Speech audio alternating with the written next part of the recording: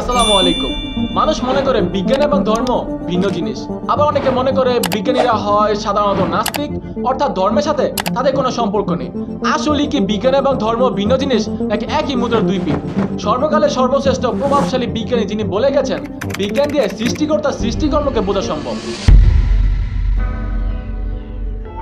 এই বিজ্ঞানীকে আমরা ম্যাক্সিমাম লোকই চিনি। অনেকে মজা ছিল বলে যে এই বিজ্ঞানীর মাথা আপেল পড়ার আগে যদি জাম পড়তো তাহলে হয়তো গণিত আর বিজ্ঞান এত কঠিন হতো না।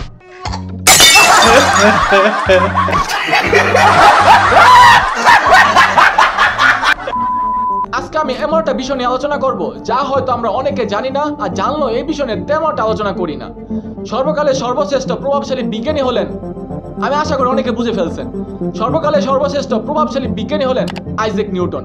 বিজ্ঞান শিখতে গেলে নিউটন শিখতে হয় সবার আগে। মাইকেল এইচ হার্টের একটি বই রয়েছে, the 100 ranking of the most influential persons in history, বিশ্বের ইতিহাসে সবচেয়ে প্রভাবশালী 100 ব্যক্তি জীবনী। এই বইয়ের ভিতরে সর্বপ্রথম স্থান অধিকার করছেন মোহাম্মদ, যিনি আমাদের নবীজি সাল্লাল্লাহু আলাইহি ওয়াসাল্লাম। ঠিক তার দ্বিতীয় স্থান অধিকার করছেন আইজ্যাক নিউটন। নিউটন এত প্রভাবশালী একজন বিজ্ঞানী, the best scientist of humanity, Isaac Newton, number one.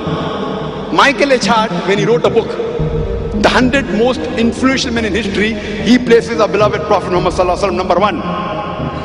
Number two, Isaac Newton. Newton এত প্রভাবশালী একজন বিজ্ঞানী। এই বিজ্ঞানী ধর্মীয় বিশ্বাস সম্পর্কে জানলে আপনি অবাক হয়ে যাবেন, যা বিজ্ঞান সমাজে মানব মস্তিষ্কে রীতিমতো ভূমিকম্প উঠাই দিচ্ছে। আমরা সবাই জানি নিউটন ছিলেন একজন বিজ্ঞানী যিনি গতিসূত্রের সাথে আর অসাধারণ কিছু সূত্র এবং তত্ত্ব আবিষ্কার করেছিলেন, যা বিজ্ঞান জগতে অমূল্য অবদান রেখেছে। কিন্তু আমরা অনেকে জানি না যে নিউটন ছিলেন একজন ধর্মীয় স্কলার।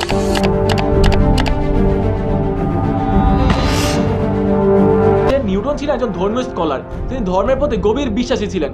তার জীবনে অর্ধেকটা সময় তিনি বাইবেলের উপর পড়াশোনা এবং গবেষণা করে কাটিয়েছেন, এবং এ সম্পর্কে তিনি বইও লিখেছেন পৃষ্ঠার পর পৃষ্ঠা। বলা হয় নিউটন বিজ্ঞান নিয়ে যত কাজ করেছেন, ধর্ম নিয়ে কাজ করেছেন তার 3 গুণ। তিনি বিশ্বাস করতেন যে সৃষ্টিকর্তা অস্তিত্ব ছাড়া এই মহাবিশ্বে কোনো কিছু ব্যাখ্যা করা সম্ভব নয়। নিউটন নিজে একজন খ্রিস্টান হলেও তিনি অন্যান্য খ্রিস্টানদের মতো ট্রিনিটি বা কৃত্যবাদে বিশ্বাস করতেন না। তিনি যিশুকে কখনোই স্রষ্টা হিসেবে মেনে নেননি, বরং নিউটন এই উল্টোটা ট্রিনিটির বিরুদ্ধে প্রতিবাদ জানিয়েছিলেন। বরং নিউটন বিশ্বাস করতেন যে যিশুকে ঈশ্বর হিসেবে মানা ভুল, এটা এক ধরনের মূর্তি পূজা, যা অমার্জনীয় অপরাধ। নিউটন বিশ্বাস করতেন যিশু হলেন ঈশ্বরের দূত, যিনি ঈশ্বরের সাথে সম্পর্ক তৈরি করার জন্য তাকে পাঠানো হয়েছে। নিউটন পদার্থের গতি অবস্থা বোঝানোর জন্য যেমন দিয়েছিলেন 3টি সূত্র, ঠিক তেমনি খ্রিস্টান জাতিকে ঈশ্বরের সঠিক অবস্থা বোঝানোর জন্য তাকে দিতে হয়েছিল 12টি সূত্র। কিন্তু আশ্চর্যের ব্যাপার হলো নিউটনের এই 12টি সূত্র আমাদের পবিত্র কোরআনের সূরা নিসা আয়াত নম্বর 171 সাথে অসাধারণভাবে মিলে যায়, যেটা আমি ভিডিও শেষে দলিল সহ দিয়ে দিব। কিন্তু নিউটনের এই কথাগুলো প্রকাশ পায় নিউটনের মৃত্যুর প্রায় 200 বছর পর। বর্তমানে টিভি, টেলিভিশন, পত্র পত্রিকায়, স্কুল, কলেজ, ভার্সিটি বইতে নিউটনের বিজ্ঞান সম্পর্কে আমাদের সামনে প্রকাশিত হলেও নিউটনের ধর্মীয় বিশ্বাস সম্পর্কে আমাদের সামনে কখনোই প্রকাশিত হয়নি। কিন্তু এর বাইরে নিউটনের ধর্মীয় বিশ্বাস নিয়ে বিশ্বে একাধিক বই লেখা হয়েছে। তার মধ্যে বিখ্যাত 6টি বইতে আইজ্যাক নিউটনের ধর্মীয় বিশ্বাস এবং বিজ্ঞান সম্পর্কে বিস্তারিত আলোচনা করা হয়েছে। তার মধ্যে একটি বই হলো বাংলাদেশে, 2টি বই হলো যুক্তরাজ্য এবং 3টি বই হলো যুক্তরাষ্ট্রে, যেটা আমি ভিডিও শেষে বইয়ের নাম সহ রিভিউ করব। তার আগে আমার প্রশ্ন, আপনি কি বিশ্বাস করেন একজন বিজ্ঞানীও হতে পারে ধর্মের প্রতি গভীর বিশ্বাসী? আপনার উত্তর যদি হ্যাঁ হয় তাহলে আজকের ভিডিওটি আপনার জন্য। আর যদি আপনার উত্তর না হয় তাহলে আজকের ভিডিওটি দেখে আপনার ধারণা সম্পূর্ণ পাল্টে যেতে পারে। আজকের ভিডিওতে জানবো নিউটন কে, কি তার আবিষ্কার, নিউটনের ধর্মীয় বিশ্বাস কেমন ছিল, নিউটন একজন খ্রিস্টান হওয়া সত্ত্বেও তিনি খ্রিস্টানদের প্রধান বিশ্বাস ট্রিনিটি বা কৃত্যবাদে তিনি কেন বিশ্বাস করেছিলেন, তিনি কেন যিশুকে স্রষ্টা হিসেবে মেনে নেননি, নিউটনের এই ধর্মীয় বিশ্বাসের কথা প্রকাশ পেতে কেন 200 বছর লেগেছিল, তিনি কিভাবে স্রষ্টার অস্তিত্ব খুঁজে পেলেন, আর বাংলাদেশে নিউটনের ধর্মীয় বিশ্বাস নিয়ে কোন বইটি প্রকাশ পেয়েছে। ভিডিও শেষে আমি সমস্ত রেফারেন্স দিয়ে দিব। আপনি যদি ভিডিওটি সম্পূর্ণ না দেখেন তো রেফারেন্সে কিছুই বুঝতে পারবেন না। চলুন অনুসন্ধান করি নিউটনের এই লুকিয়ে রাখা রহস্যময় যাত্রা, যেখানে ধর্ম আর বিজ্ঞানকে একত্র করে নিউটন খুঁজে পেয়েছিলেন জীবনের আসল অর্থ। A scientist like Isaac Newton. We also recognize that Isaac Newton, Sir Isaac Newton, Sir Isaac Newton Isaac Newton Sir Isaac Newton. Isaac Newton Isaac Newton. Newton Newton. বিজ্ঞানী Newton. Isaac Newton. Isaac Newton, number one. এই বিজ্ঞানীর ধর্মবিশ্বাস জানলে আপনি অবাক হবেন, এবং একটা angle থেকে বিজ্ঞানী আইজ্যাক নিউটন ছিলেন একজন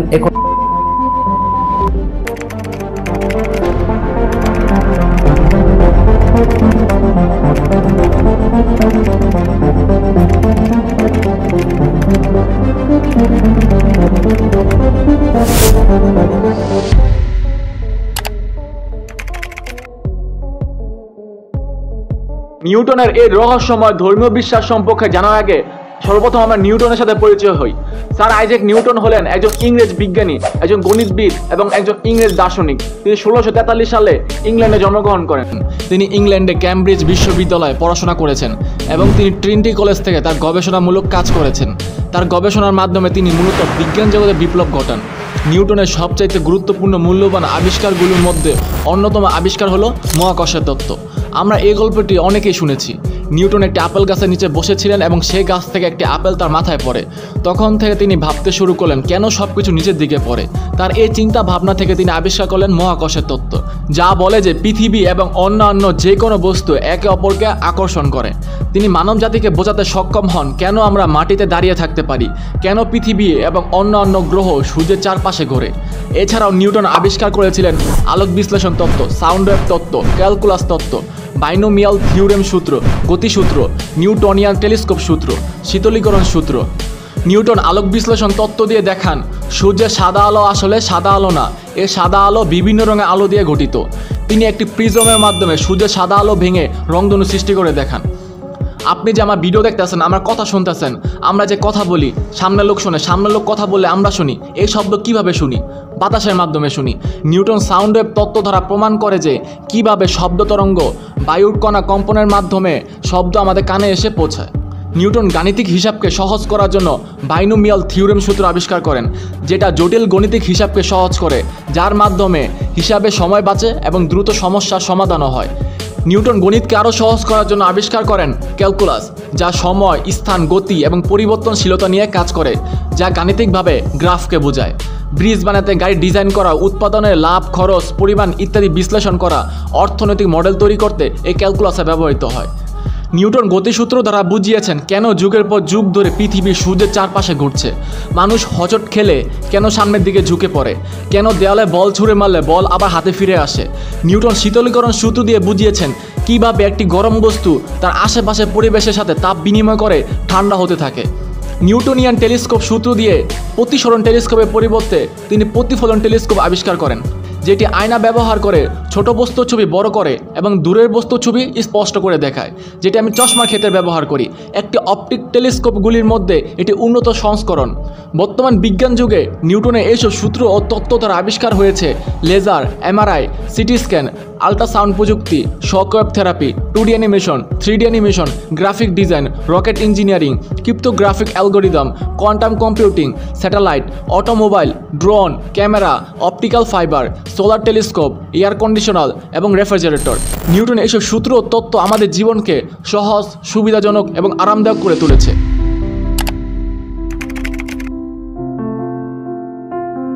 আইজ্যাক নিউটন একজন বিশিষ্ট বিজ্ঞানী হলেও তিনি বিশ্বাস করতেন যে এই জগৎ ও মহাবিশ্ব সৃষ্টির পেছনে একজন ঈশ্বরের হাত রয়েছে।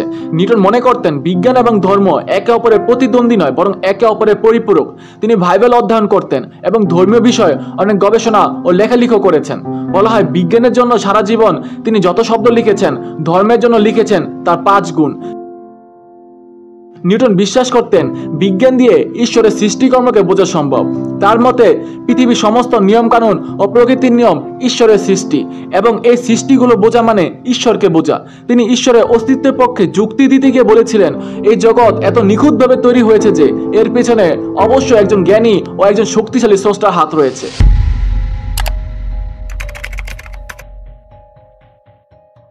এবার টপিকে ফিরে আসি। খ্রিস্টানরা ঈশ্বর হিসেবে ট্রিনিটি প্রথাকে বিশ্বাস করে। ট্রিনিটি হলো খ্রিস্টানদের প্রধান বিশ্বাস। নিউটন নিজে একজন খ্রিস্টান হওয়া সত্ত্বেও এই ট্রিনিটির বিরুদ্ধে প্রতিবাদ করেছিলেন এবং তিনি যিশুকে কখনোই স্রষ্টা হিসেবে মেনে নেননি। এই কারণ ছিল তার ঈশ্বর বিশ্বাসের মৌলিক ধারণা। নিউটনের মতে ঈশ্বর হলেন অদৃশ্য, কোনো দৃষ্টি তাকে দেখেনি বা দেখতে পারে না। ঈশ্বর ছাড়া অন্য সব কিছু দৃশ্যমান। নিউটনের এই ঈশ্বর বিশ্বাসের মৌলিক ধারণাগুলো বুঝতে হলে আমাদের আগে ট্রিনিটি সম্পূর্ণ বুঝতে হবে। ট্রিনিটি হলো 3 সত্তা মিলে এক ঈশ্বর, পিতা, পুত্র এবং পবিত্র আত্মা। এই 3 সত্তা মিলে এক ঈশ্বর। পিতা খ্রিস্টানদের মতে ঈশ্বর মহাবিশ্বের ঈশ্বর, যিনি সর্বশক্তিমান, তিনি অলৌকিক শক্তির অধিকারী। পুত্র খ্রিস্টানদের বিশ্বাস অনুযায়ী যিশু হলেন ঈশ্বরের পুত্র, যিনি অলৌকিকভাবে কোনো পুরুষের স্পর্শ ছাড়াই মেরির গর্ভে জন্মগ্রহণ করেন। তাই খ্রিস্টানরা মনে করেন যিশু হলেন ঈশ্বরের পুত্র। সেই যুগে যিশু এমন কিছু ক্ষমতা অধিকারী ছিলেন যা কোনো মানুষের পক্ষে সম্ভব ছিল না। তিনি অসুস্থকে সুস্থ করতে পারতেন, অন্ধকে দৃষ্টিশক্তি ফিরিয়ে দিতে পারতেন এবং মৃতকে জীবিত করতে পারতেন। পবিত্র আত্মা হলো ঈশ্বরের জীবন্ত এবং সক্রিয় উপস্থিতি, যা বিশ্বাসীদের মধ্যে কাজ করে এক অদৃশ্য শক্তি হিসাবে। খ্রিস্টানদের মতে পিতা, পুত্র এবং পবিত্র আত্মা এই তিন সত্তা আলাদা আলাদা হলেও তারা একত্রে মিলে এক ঈশ্বর। তাই খ্রিস্টানরা যিশুকে ঈশ্বর হিসাবে মানেন, যা এই বিশ্বাসকে নিউটন ঘর হইতে ঘর প্রতিবাদ জানিয়েছে। Isaac Newton, history says he was a devout Christian. But in the 1920s, they found his personal journals. And he said that he completely repudiated the Trinity. But he...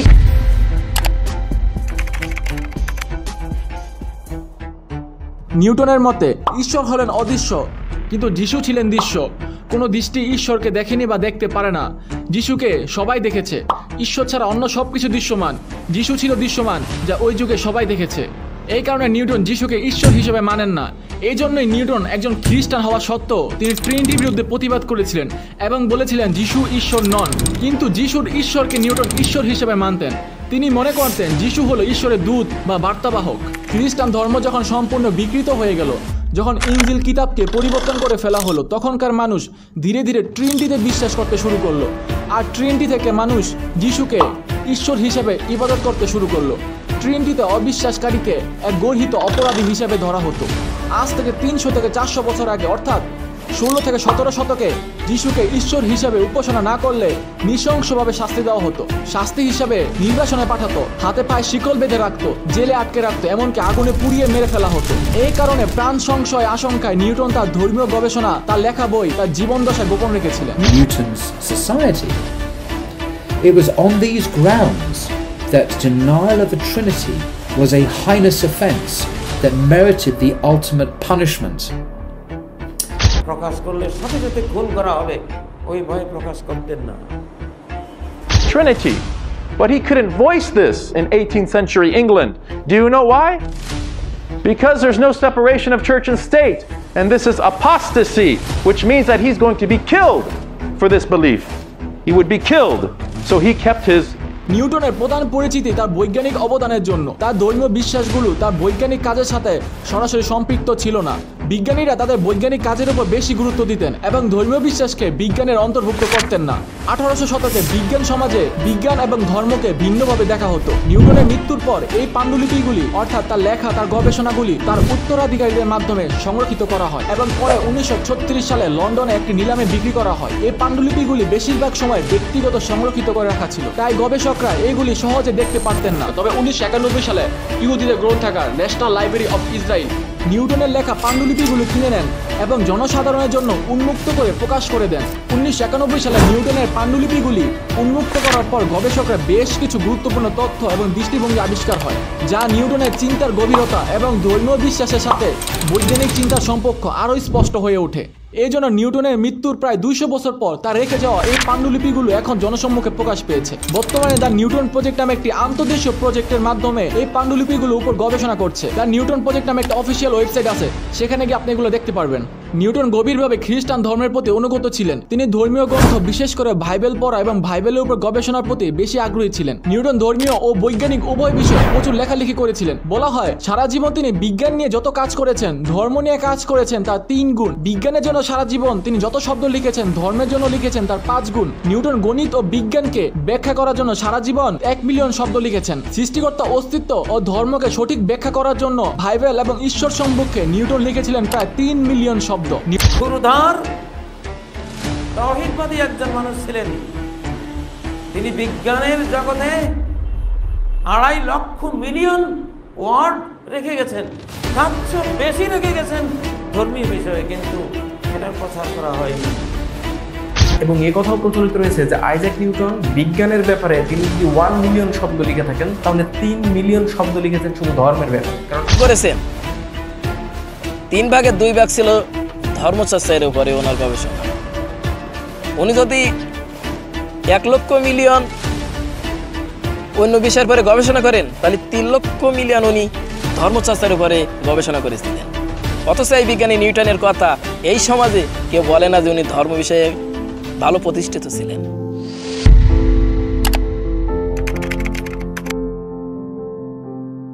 Newton বিজ্ঞানের গতি অবস্থা বোঝানোর জন্য যেমন দিয়েছিলেন 3টি সূত্র, ঠিক তেমনই খ্রিস্টান জাতিকে ঈশ্বরের সঠিক অবস্থা বোঝানোর জন্য তাকে দিতে হয়েছিল 12টি সূত্র। নিউটনের এই 12টি সূত্র বলে যে, 1. নিউটন বলেছেন ঈশ্বর হলেন একজন, তিনি চিরজীব, সর্বজ্ঞানী এবং সর্বশক্তিমান। তিনি হলেন আসমান এবং জমিনের স্রষ্টা। মানুষ এবং ঈশ্বরের মাঝে সম্পর্ক স্থাপনকারী মাধ্যম হলেন যিশু। 2. ঈশ্বর হলেন অদৃশ্য, কোনো দৃষ্টি তাকে দেখেনি অথবা দেখতে পারে না, তিনি ব্যতীত অন্য সব দৃশ্যমান। 3. ঈশ্বর নিজেই নিজের ভিতর জীবন্ত এবং তিনি নিজের মধ্য থেকে নিজ ক্ষমতা বলে বান্দাদের জীবন দান করেন। 4. নিউটন বলতে চেয়েছেন ঈশ্বর হলেন সর্বজ্ঞানী, তার অন্তরে রয়েছে সকল জ্ঞান, তিনি যিশুর কাছে ভবিষ্যৎ বিষয় সকল জ্ঞান প্রেরণ করেন। ঈশ্বরের দূতগত ব্যতীত আসমান কিংবা জমিনের এমন কেউ নেই যারা সরাসরি ঈশ্বরের কাছ থেকে ভবিষ্যৎ বিষয়ে জ্ঞান লাভ করতে পারে। এই কারণে যিশু হলেন ঈশ্বরের ঈশ্বর কর্তৃক প্রেরিত এবং তিনি হলেন ঈশ্বরের দূত। 5. ঈশ্বর হলেন অবিচল, জগতে কোনো স্থানই তার অনুপস্থিতিতে শূন্য কিংবা তার উপস্থিতিতে পূর্ণ হয়ে উঠতে পারে না, বরং তার উপস্থিতি হলো প্রকৃতির অন্তত অপরিহার্যতা। তিনি ব্যতীত অন্য সবকিছু এক স্থান থেকে অন্য স্থানে গমন করতে থাকে। 6. যিশু আগমনের পূর্বেও সব ধরনের প্রার্থনা একচ্ছত্র হকদার ছিলেন কেবল ঈশ্বর এবং এখনো তাই আছেন। যিশু ঈশ্বরের প্রার্থনা কমাতে দুনিয়াতে আগমন করেননি। 7. প্রার্থনাগুলো তখনই ফলশ্রুত হয় যখন সেগুলোতে ঈশ্বরের মনোনীত দূতের নামের মাধ্যমে করা হয়। 8. আমরা কেবল ঈশ্বরের কাছে কৃতজ্ঞ কারণ তিনি আমাদের সৃষ্টি করেছেন, আমাদের খাদ্য যোগান দিয়েছেন, পরনের বস্ত্র এবং জীবনে অন্যান্য কল্যাণ প্রদান করেছেন তিনি। যিশুর নামের বদলতে আমরা ঈশ্বরের কাছে যা চাই তিনি আমাদের তাই দিয়ে থাকেন। 9. মধ্য অবস্থা বা সুপারিশের জন্য যিশুর প্রার্থনা করার কোনো দরকার নেই। আমরা যদি সঠিকভাবে ঈশ্বরের প্রার্থনা করি তাহলে যিশু এমনিতেই আমাদের জন্য ঈশ্বরের কাছে সুপারিশ করবেন। 10. পরিত্রাণের জন্য যিশুর নাম নিয়ে ঈশ্বর ছাড়া অন্য কারো কাছে প্রার্থনা করার কোনো দরকার নেই। 11. কোনো ফেরেশতা বা রাজা বাদশাকে ঈশ্বরের গুণবাচক নামের উপাধিতে ভূষিত করলে সেটি প্রথম আদেশে বিপরীতে চলে যায় না, কিন্তু কোনো ফেরেশতা বা রাজা বাদশাকে যদি ঈশ্বরের মতো ইবাদত করা হয় তখন সেটি প্রথম আদেশের বিরুদ্ধে চলে যায়। প্রথম আদেশ হলো তোমরা আমি ছাড়া অন্য কারো পুজো করো না। 12. আমাদের কাছে ঈশ্বর হলেন এক এবং একক, তিনি আমাদের এবং সকল বস্তুর প্রভু, এমনকি তিনি যিশুরও প্রভু। বাইবেলের উপর গবেষণা থেকে নিউটন তার এই 12টি সূত্রের মাধ্যমে বলতে চেয়েছেন ঈশ্বর হলেন একজন, ঈশ্বর ছাড়া অন্য কাউকে পুজো করার প্রয়োজন নেই। যিশু ঈশ্বরের দূত। ঈশ্বর হলেন একজন, তিনি চিরজীব, সর্বজ্ঞানী এবং সর্বশক্তিমান। তিনি হলেন আসমান এবং জমিনের স্রষ্টা। তিনি আমাদের এবং সকল বস্তুর প্রভু, এমনকি তিনি যিশুরও প্রভু। নিউটনের এই 12টি সূত্র কতটুকু সত্য সেটা দেখার জন্য আমরা যেমন সূরা নিসা আয়াত নাম্বার 171 এখানে বলা হয়েছে, হে কিতাবীগণ, তোমরা ধর্মের ব্যাপারে বাড়াবাড়ি করো না এবং আল্লাহ সম্পর্কে সত্য ব্যতীত কোনো কথা বলো না। নিশ্চয় মরিয়ম তো নয়, ঈসা মসিহ হলেন আল্লাহর রাসূল ও তার বাণী। আল্লাহর পক্ষ থেকে মরিয়মের নিকট রূহ ও তার বাণী প্রেরণ করেন। অতএব তোমরা আল্লাহ এবং তার রাসূলের উপর বিশ্বাস স্থাপন করো। আর তোমরা এই কথা বলো না যে আল্লাহ হলেন 3 জন। যদি এই কথা পরিহার করো তবে তোমাদের মঙ্গল হবে। নিঃসন্দেহে আল্লাহ এক উপাস্য, সন্তান সন্ততি হওয়া থেকে তিনি পবিত্র। আসমান ও জমিনে যা কিছু রয়েছে সবই তার, আর অভিভাবক হিসেবে আল্লাহই যথেষ্ট। সূরা নিসা আয়াত নাম্বার 171 থেকে আমরা দেখতে পেলাম এখানে বলা হয়েছে আল্লাহ এক, আল্লাহই একমাত্র ইবাদতের যোগ্য। তার রাসূলগণের উপর বিশ্বাস স্থাপন করো। আসমান ও জমিনে যা কিছু রয়েছে সবই আল্লাহর, অভিভাবক হিসাবে আল্লাহই যথেষ্ট। আমরা যদি সূরা নিসা আয়াত নাম্বার 171 সাথে যদি নিউটনের 12টি সূত্র মিল করি তাহলে আমরা দেখতে পাই নিউটন তার ধর্মীয় 12টি সূত্রের মাধ্যমে বলতে চেয়েছেন ঈশ্বর হলেন একজন, আর সূরা নিসা আয়াত নাম্বার 171 বলা হয়েছে আল্লাহ হলেন এক। নিউটন বলতে চেয়েছেন ঈশ্বর ছাড়া অন্য কাউকে পুজো করার প্রয়োজন নেই, আর সূরা নিসাতে বলা হয়েছে আল্লাহই একমাত্র ইবাদতের যোগ্য। নিউটন বলতে চেয়েছেন যিশু হলেন ঈশ্বরের দূত, আর সূরা নিসাতে বলা হয়েছে আল্লাহর রাসূলগণের উপর বিশ্বাস স্থাপন করো। নিউটন বলতে চেয়েছেন ঈশ্বর হলেন একজন, তিনি চিরজীব, সর্বজ্ঞানী এবং সর্বশক্তিমান। তিনি হলেন আসমান এবং জমিনের স্রষ্টা। আর সূরা নিসাতে বলা হয়েছে আসমান ও জমিনে যা কিছু রয়েছে সবই আল্লাহর। নিউটন বলতে চেয়েছেন তিনি আমাদের এবং সকল বস্তুর প্রভু, এমনকি তিনি যিশুরও প্রভু। সূরা নিসাতে বলা হয়েছে অভিভাবক হিসাবে আল্লাহই যথেষ্ট। আপনি যদি একটু চিন্তা করেন দেখবেন সূরা নিসার সাথে নিউটনের 12টি সূত্র হুবহু মিলে গেছে। নিউটন একজন ধর্মীয় স্কলার। তিনি বাইবেলের উপর পড়াশোনা এবং গবেষণা করেছেন। তিনি খ্রিস্টান জাতিকে শুধুমাত্র একটা কথাই বোঝাতে চেয়েছিলেন, যিশু ঈশ্বর নন। বর্তমানে খুবই জনপ্রিয় একজন ধর্মীয় স্কলার ডক্টর জাকির নায়েকও ঠিক একই কথা বলেছেন। তিনি বলেছেন তিনি গোটা বাইবেল পড়েছেন, গোটা বাইবেলের ভিতরে পরিষ্কারভাবে বলা এমন একটা কথাও নেই যে যিশু নিজেকে ঈশ্বর দাবি করেছেন, আমি ঈশ্বর আর আমাকে উপাসনা করো। এর আগে আমি একটা কথা বলে নিই, আমি বাইবেল পড়েছি, গোটা বাইবেলের মধ্যে পরিষ্কারভাবে বলা এমন একটা কথাও নেই যেখানে যিশু বা ঈসা আলাইহিস সালাম নিজে বলেছেন আমি ঈশ্বর আর আমার উপাসনা করো। যদি কোনো খ্রিস্টান আমাকে দেখাতে পারেন গোটা বাইবেলের মধ্যে পরিষ্কারভাবে বলা মাত্র একটি কথা যে ঈসা আলাইহিস সালাম নিজেই বলেছেন যে আমি ঈশ্বর আর আমার উপাসনা করো, তাহলে আমি ডক্টর জাকির নায়েক আজকেই খ্রিস্টান ধর্ম গ্রহণ করব। বিশ্বাস এক ঈশ্বরের উপর আর তাওহীদই আপনার মুক্তি। তাই আমি পড়লাম যিশু কি বলেছেন। বাইবেলে বলা হয়েছে পিতা আমার চেয়ে বড়, আমি যিশু আমার নিজের সত্তা, আমি কিছু করি না, আমাকে ঈশ্বর বলছো কেন? পিতা ছাড়া আর কোনো ঈশ্বর নেই। তাই আমি যিশুকে পড়ছিলাম, মনে হচ্ছে তিনি এটা অস্বীকার করেছেন বারবার বারবার।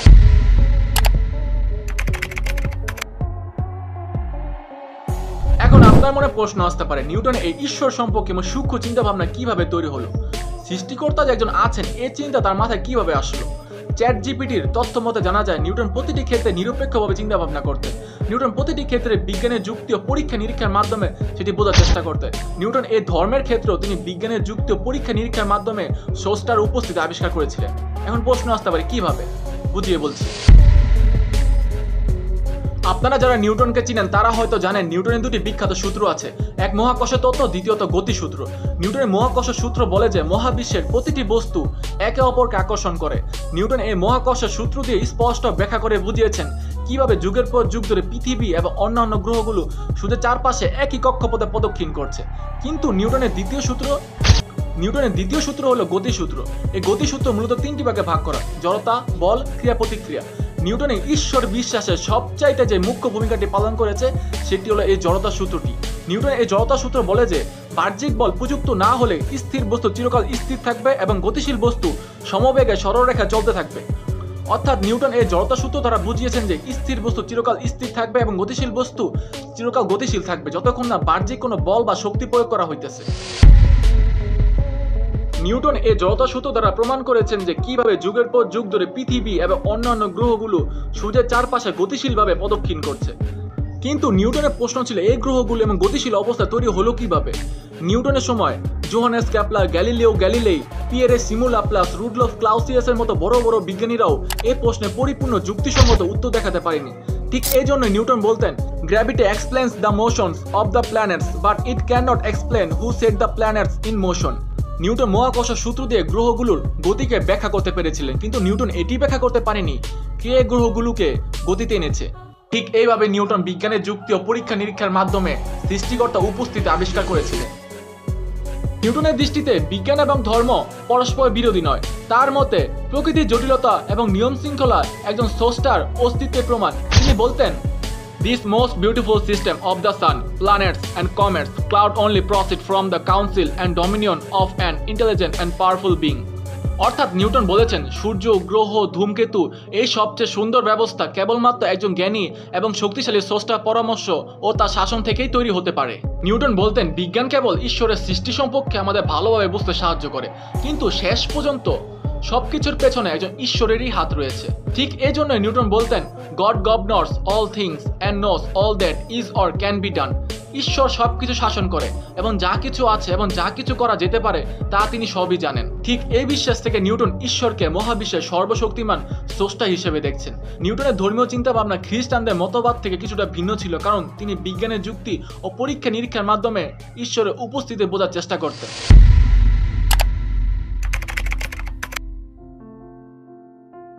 বর্তমানে নিউটনের যে ধর্মীয় বিশ্বাস তার ধর্মীয় 12টি সূত্র আধুনিক অনেক খ্রিস্টানরাই মেনে নেন এবং অধিকাংশ খ্রিস্টানরা এর বিরোধিতা করেন।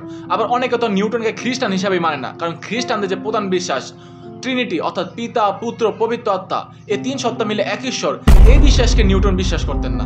নিউটনের এই ধর্মীয় বিশ্বাস নিয়ে নানা আলোচনা, নানা সমালোচনা হয়েছে। নিউটনের এই ধর্মীয় বিশ্বাসের উপর ভিত্তি করে বিশ্বে একাধিক বইও লেখা হয়েছে। তার মধ্যে বিখ্যাত 6টি বই বেশ সাড়া পেয়েছে। তার মধ্যে যুক্তরাজ্য 2টি বই, যুক্তরাষ্ট্র 3টি বই এবং বাংলাদেশে 1টি বই। যুক্তরাজ্য যে দুটি বই প্রকাশ পেয়েছে তার মধ্যে হলো Isaac Newton the last sorcerer, Isaac Newton and the natural philosophy. যুক্তরাষ্ট্রে যে 3টি বই প্রকাশ পেয়েছে Isaac Newton the revise history of ancient kingdoms, Newton and the origin of civilisation, the religion of Isaac Newton. আর বাংলাদেশে যে বইটি প্রকাশ পেয়েছে আমি আশা করি অনেকে বুঝে ফেলছেন, কারণ আমি রেফারেন্স দেওয়ার সময় হয়তো অনেকে খেয়াল করছেন। তারপর আমি বলে দিতেছি, বাংলাদেশে যে বইটি প্রকাশ পেয়েছে বইটির নাম হলো প্যারাডক্সিক্যাল সাজিদ 2। এই বইয়ের ভিতরে একটা অধ্যায় আছে নিউটনের ঈশ্বর। এই অধ্যায় নিউটনের ধর্মীয় বিশ্বাস নিয়ে খুবই চমৎকার আলোচনা করা হয়েছে। এছাড়া এই বইটি সম্পর্কে মিজানুর রহমান আজহারী এবং শেখ আহমদুল্লাহ বেশ প্রশংসা করেছে। ইয়াং ছেলে পেলে অনেকে আমাদের প্রশ্ন করে, হুজুর আল্লাহর নিয়ে অনেক প্রশ্ন জাগে, স্রষ্টার অস্তিত্ব নিয়ে, আখেরাত নিয়ে, কবরের জীবন নিয়ে আমাদের প্রশ্নের অভাব নাই, কারণ নাস্তিক্যবাদের ছড়াছড়ি আশেপাশে আছে না নাই? ইয়াং যারা আছে তোমাদেরকে একটা বই পড়ার সাজেস্ট আজকে আমি করে যাই। বইটার নাম অনেকে জানে, প্যারাডক্সিক্যাল সাজিদ। কি নাম? লেখক হচ্ছে আরিফ আজাদ। লেখক কে? আরিফ আজাদ। বইটার নাম প্যারাডক্সিক্যাল সাজিদ। গত 21শে বই মেলায় এটা দ্য বেস্ট সেলার হয়েছিল, এজন্য নাস্তিকদের মাথা গরম। কথা বলেন। এই বছর সে আরেকটা বের করছে, প্যারাডক্সিক্যাল সাজিদ 2। এটা গতকাল থেকে বই মেলায় পাওয়া যাচ্ছে, 21শে বই মেলায়। এই প্যারাডক্সিক্যাল সাজিদ 1, প্যারাডক্সিক্যাল সাজিদ 2 প্রতিটা যুবকের সাথে সাথে রাখার দরকার, ঠিক কিনা? It's an eye opener for you. ভাই, প্যারাডক্সিক্যাল সাজিদ এই বইটি খুবই গুরুত্বপূর্ণ একটি বই, বিশেষ করে সংশয়বাদ যখন আমাদের মুসলিমদেরকে কুরে কুরে খাচ্ছে, এই সময়টাতে এই বই আমাদের অনেক ভাই বোনদের ইমানকে সুদৃঢ় করেছে আলহামদুলিল্লাহ, এবং তরুণ সমাজের যে প্রয়োজন সেটাকে মিটিয়েছে। সন্দেহাতীতভাবে এ ধরনের বই বরং আরও শক্তিশালী এবং ক্ষুরধার যুক্তি সমৃদ্ধ বই বাজারে আসা উচিত। আপনি চাইলে বইটি কিনে পড়তে পারেন অথবা গুগল থেকে ফ্রিতে প্যারাডক্সিক্যাল সাজিদ 2 পিডিএফ ডাউনলোড করে পড়তে পারেন। প্লে স্টোর বা অ্যাপ স্টোর থেকে ডাউনলোড করে পড়তে পারেন, ইউটিউব থেকেও শুনতে পারেন। বাট আমি ভালো মনে করি আপনি বইটা পড়েন। এছাড়া আপনি যদি এইগুলো খুবই ঝামেলার মনে হয় তাহলে আমি আমার কমেন্ট বক্সে একটা গ্রুপ লিঙ্ক দিয়ে রাখবো, সেই লিঙ্ক থেকে আপনি গ্রুপে জয়েন হয়ে দেখবেন প্যারাডক্সিক্যাল সাজিদ 2 নিউটনের ঈশ্বর নামে একটা টেক্সট আছে। এই টেক্সটটা সম্পূর্ণ প্যারাডক্সিক্যাল সাজিদ 2 বই থেকে কপি করে এখানে পেস্ট করা হয়েছে। আপনি এটা ইজিলি পড়তে পারবেন।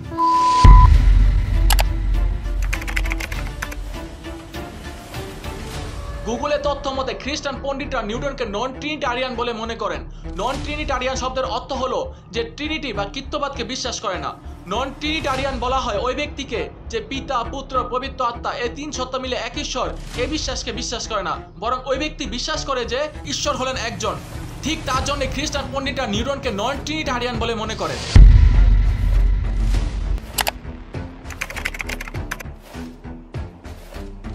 ইসলামিক ধর্মীয় গবেষকদের মতে নিউটন তার 12টি সূত্রের মাধ্যমে যে তথ্য দিয়েছে এর থেকে বোঝা যায় নিউটন কখনো শিরক করেনি, কারণ নিউটন ছিলেন এক ঈশ্বরবাদী। তিনি যিশুকে কখনো ঈশ্বরের পুত্র হিসেবে মানতেন না এবং বিশ্বাসও করতেন না। আবার অনেকে বলেন নিউটন নাকি ছিলেন একনিষ্ঠ মুসলিম। ইসলামের মৌলিক বিষয়ের সাথে একেবারেই সামঞ্জস্যপূর্ণ, এবং এই অ্যাঙ্গেল থেকে আইজ্যাক নিউটনকে একজন একনিষ্ঠ মুসলিম বলা যেতে পারে, কারণ তিনি আব্রাহামীয় ধর্ম বা ইব্রাহিম আলাইহিস সালামের ধর্মের উপরে একেবারেই প্রতিষ্ঠিত হিসেবে ছিলেন। বিজ্ঞানী নিউটন একজন মুসলমান ছিলেন, উনি একজন মুসলিম ছিলেন, কারণ ওনার যে গবেষণা যে বিষয়ের পরে উনি দেখছেন উনি এক আল্লাহ তাআলার বিশ্বাসী ছিলেন।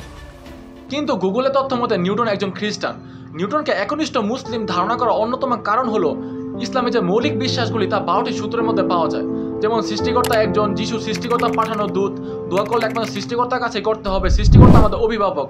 এইসব যে মৌলিক বিশ্বাসগুলি তা 12টি সূত্রের মধ্যে পাওয়া যায়। খ্রিস্টানদের তৃতীয়বাদকে প্রত্যাখ্যান করেছেন, ঈসা আলাইহিস সালামের মাবুদ হওয়ার বিষয়কে প্রত্যাখ্যান করেছেন, মরিয়ম আলাইহিস সালামের ইলাহত্বকে প্রত্যাখ্যান করেছেন, আল্লাহর সিফাত নিয়ে, গুণাবলী নিয়ে ইসাক নিউটন এত সব লেখা লিখেছেন যে কোরআনের সাথে হুবহু মিলে যায়। এছাড়া নিউটন ইসলাম সম্পর্কে জানতেন কিনা, আমাদের কোরআন সম্পর্কে জানতেন কিনা, আমাদের নবীজি সম্পর্কে জানতেন কিনা, এর কোনো স্পষ্ট তথ্য পাওয়া যায়নি।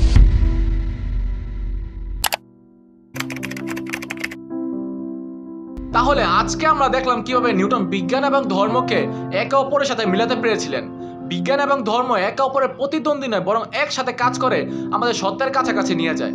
বিজ্ঞান আমাদের মহাবিশ্বের নিয়মকানুন সম্পর্কে বোঝায়, আর ধর্ম আমাদের সেই নিয়মের পিছনে সৃষ্টিকর্তাকে জানার সুযোগ করে দেয়। আপনার মনে এখন প্রশ্ন আসতে পারে, বিজ্ঞান এবং ধর্মকে সত্যি একে অপরকে সমর্থন করতে পারে? এখানে আমাদের প্রতিদিনের জীবনে দুটো গুরুত্ব উপলব্ধি করতে পারি।